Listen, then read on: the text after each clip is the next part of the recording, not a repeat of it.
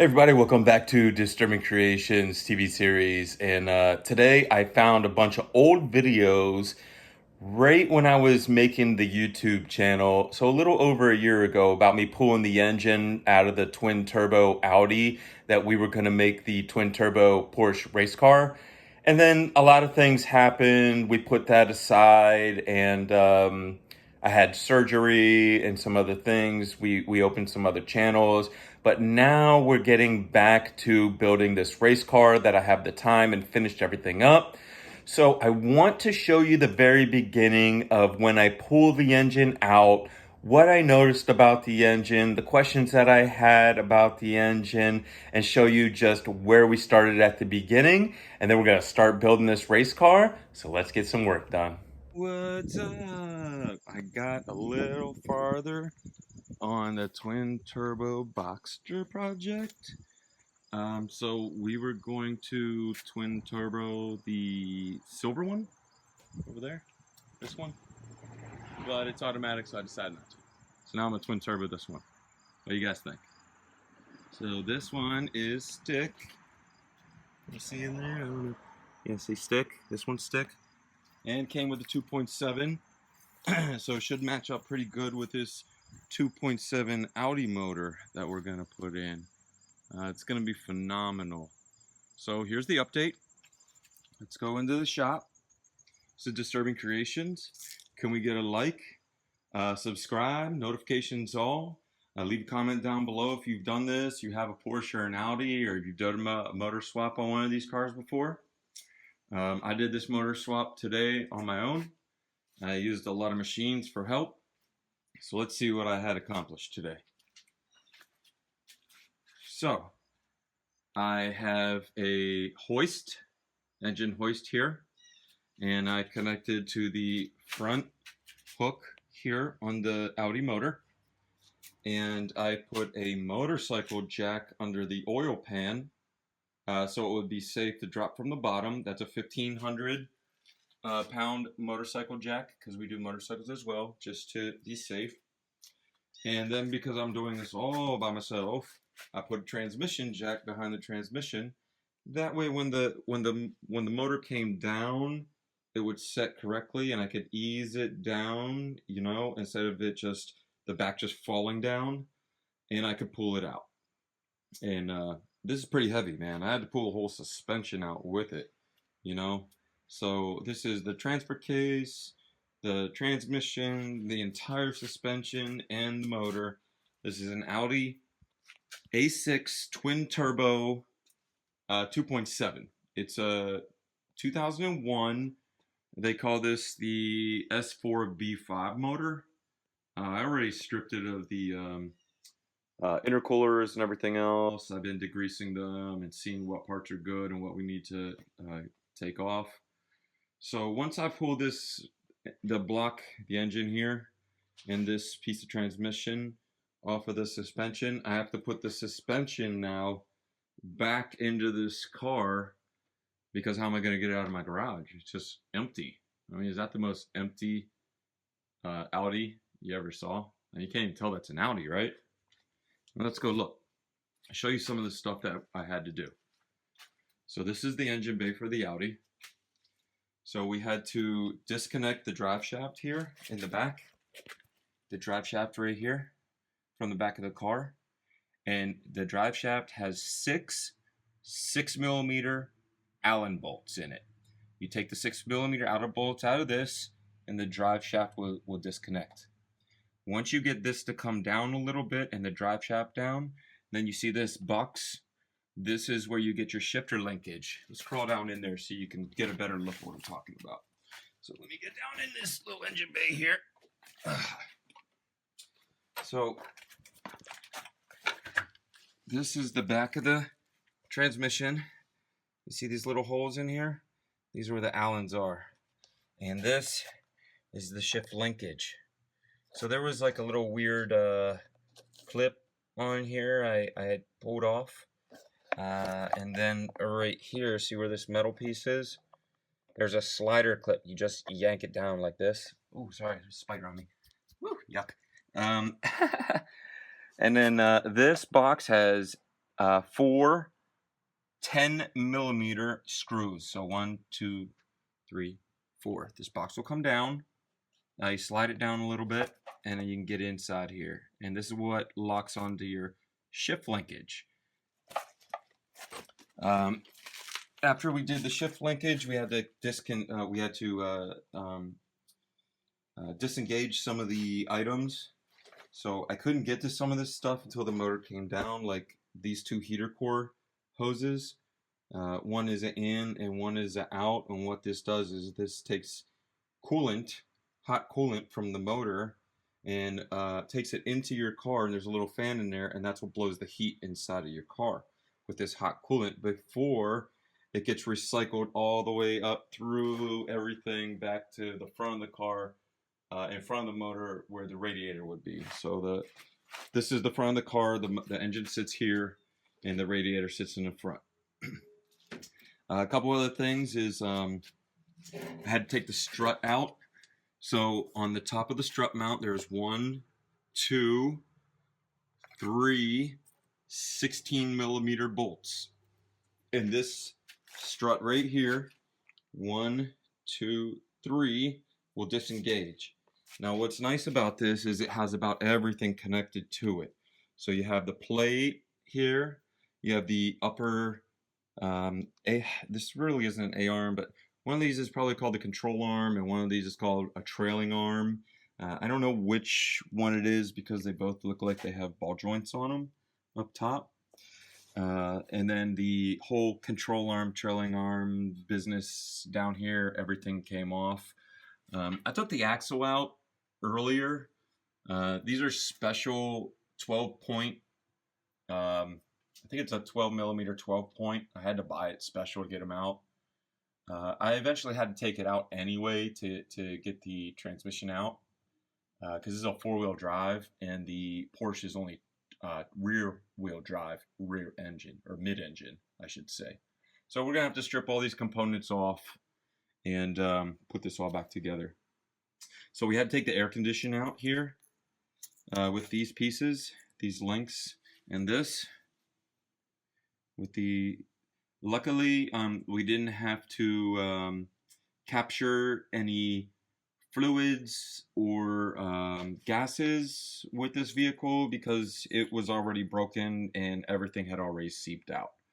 So this is a 2001. I think it's still the old style air conditioned stuff. So you cannot just let this go into the air. This is hazardous. This will make you sick. Please. I know that you just want to get it done, you just want to do the job, you crack it, you run away, and think everything's good. But this fluid in here could possibly kill you. Please don't mess with this stuff. It's worth it to just buy the proper tools and disconnect this air conditioning stuff properly, or have someone do it that's certified, you know. So after that, there was one thing left besides this whole piece that came out. I'm going to show that to you now. So the steering rack isn't on the bottom of the car like all the other cars that I've seen. Now the steering rack is up here, up top. So like, see the door? You see how high it is? Like, it should be way down here where the motor is normally, and the tie rod comes out and it makes your tire move back and forth, but it's way up here and it goes upwards. So on top of here was a 13.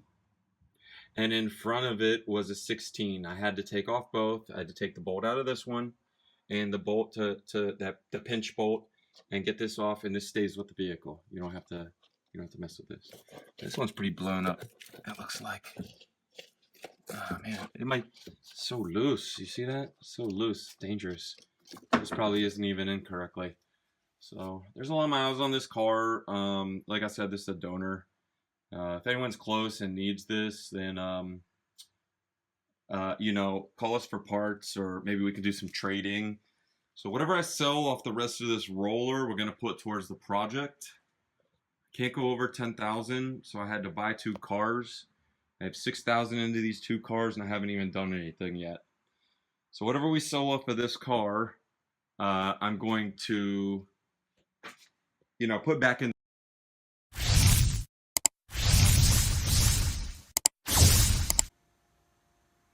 Alright, I'm back. Sorry. So someone just texted me and it disconnected my video, so I'm gonna have to edit this in and splice. I need to learn how to do some of this stuff. So okay, so we were talking about taking out this tie rod over here. We took the tie rod out. We took the strut out of the top. We took out all these connections. You know, like all these wires, grounds, disconnected this out of the front. And this might be a knock sensor, I'm not sure. If you know what this sensor is, leave me a comment down below and just say, hey, that sensor with the purple thing in it, that's a blankety blank sensor. You know, because I don't know every single car, what every manufacturer calls every sensor. You know, if I did, then I wouldn't be doing this. If I had a photographic memory, I'd probably be gambling. Anyway, let's see, what else did I dig out?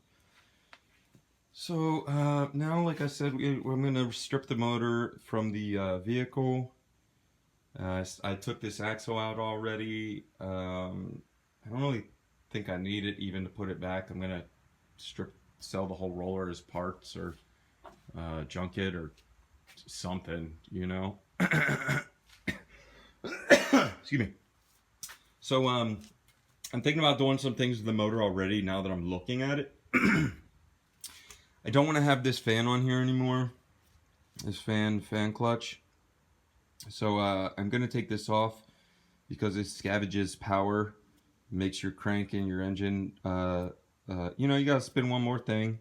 This puts a load on your car. I'm going to do an electric fan. Take this off. I might save like a half a horsepower. Yay! But I'm not worried about the horsepower. I'm worried about taking the load off of the car so it has quick snappiness. Snappity snap.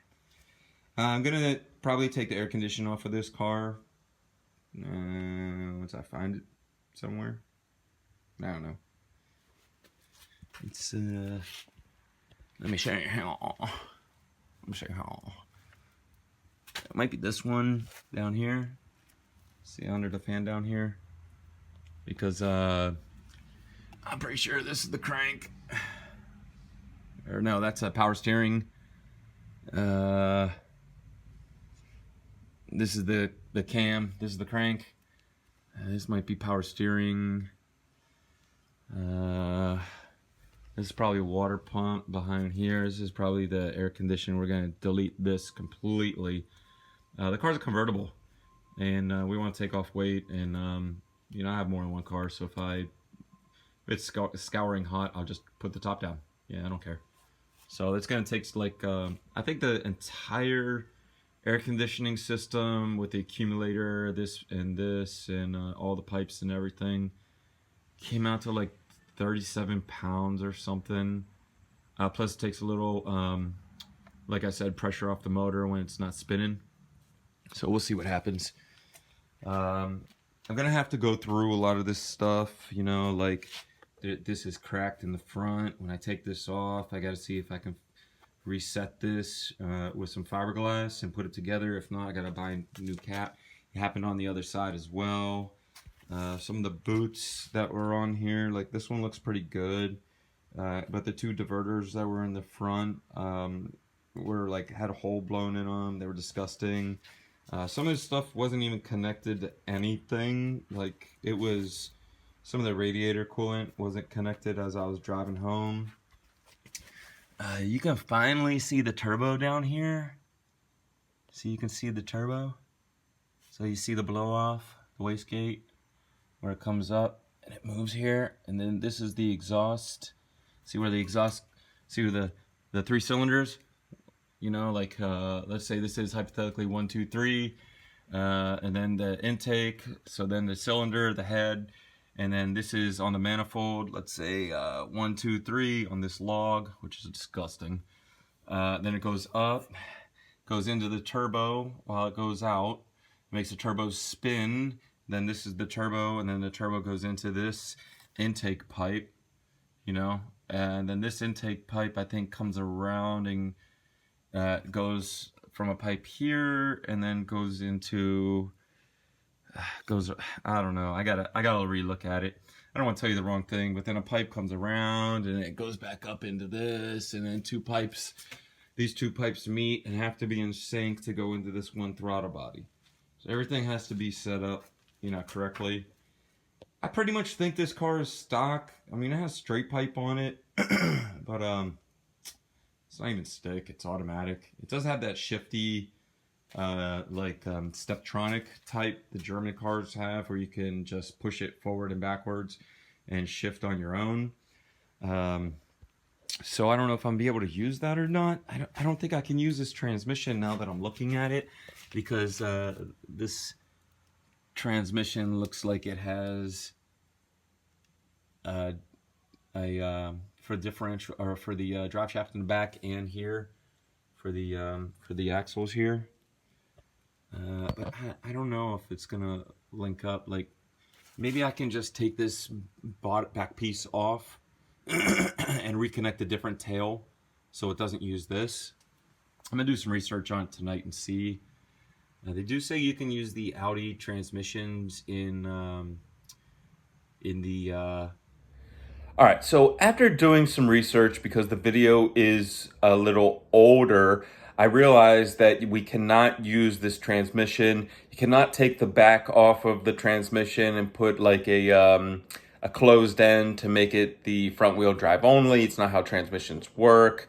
I have heard different stories of people taking the back ends off and converting, but it's just so much money that we're going to use the Porsche transmission, because Porsche gets their transmissions from Audi, and Audi should be able to just go ahead and match up. So we're going from a 2.7 to a 2.7. With all the research that I see, it should be a direct link between these these two engines with these years. So we're gonna go ahead and get back right into this video. I wanted to clarify that I found some stuff up. Let's get this work done. Some of this stuff's really hard to look up and try to find anyone that's ever done this kind of build before. So I'm gonna write forums and stuff on it for my build. I'm gonna record everything so you can see it. And I'll tell you, like, hey, we can use this piece, but not this piece. We can use this piece, but not that piece. Definitely do not want these log manifolds. I'm gonna start looking at some headers for this and start tearing this all up. So if you have any advice for this build, like I said, you've done this, or you know somebody that's done this, or you know a page or a YouTuber who's done this before, can you comment for me and put like at, Jim Bob's Garage or whoever's done this, so I can get a hold of them, and we can swap information, because that's what this YouTube's all about. So it's not really about making money. It's about, I have a skill and I'm trying to teach it to other people. And with all the things that are happening with our country right now, and people hurting for money, not being able to work, and viruses and being shut down, I'm doing this to save money for myself. And yeah, I make a little money on the side, for my business. But that's like just any repair shop. I'm recording this because I want to build people's confidence. You could tear this motor out. It's not that hard. I did it by myself. Watch some YouTube videos, get familiar with it. If you like this kind of stuff, find a buddy, and just go at it. Don't be afraid. Even if you mess something up, then, hey, now you know not to do that, and to buy that part to refix it, and you can keep going ahead of time. This is great. I love this. I love building these cars. I have to do something, What am I gonna do? You're gonna retire me early from the military and tell me I'm not allowed to do anything? Just sit and be depressed? No, I'm not doing that. I'm gonna do what I want to do, and I want to help other people, and I want to continue to use the skills that I have to teach other people these skills, so that they don't get ripped off by people, so they can fix their own vehicles. Maybe that mother or father needs to do the oil change on her own car, or fix her own car because she needs to put food on the table, or he needs to put food on the table, so they need to do their own tune-up because their car's not running too well. Or maybe they have a little extra money and they need to pull a motor on their own, together and you know, save a couple $1,000s and just buy a used motor and put it in. I mean, we all have things we're going through, so let's help each other out. Let's be very positive. Let's look out for each other. Let's leave good comments down below. Don't ever fight with each other on my page. It's just ridiculous. I'll just delete it anyway, so I don't care. But come on, leave me a like, subscribe. We're gonna start showing more of our faces and doing a couple interviews, and I'm gonna interview some of my customers, as you can see. But I wanted to see how far that the project is coming. You know, we are definitely getting it ahead of schedule. Yeah, I might have been able to do this and put it in already if I didn't have 20 other cars to work on. So I just put a transmission in my Mercedes, drove it down the street, drove it back, went, turned it on, and the starter went. I mean, is this ridiculous? So we're gonna do a class on this piece of junk. So, but hey, you know, at least we can fix it.